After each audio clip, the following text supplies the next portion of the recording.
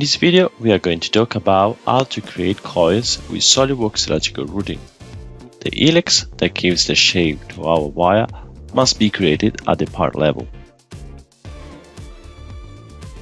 The helix geometry needs a circle that defines the width, then we need the height, the revolutions, and the start angle. This part is just used to create our geometry, and so it should be removed from out the BOM.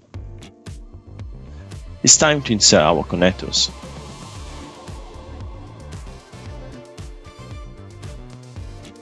The helix geometry must be converted to create the routing path. Finally, we can auto-route the connectors to the helix. The tangency made can be added to adjust the wire path.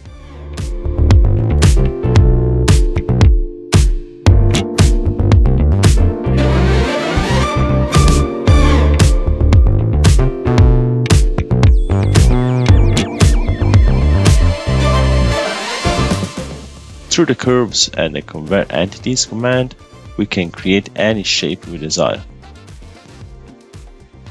In this other example, we can see a different wire path created with a curve through reference points.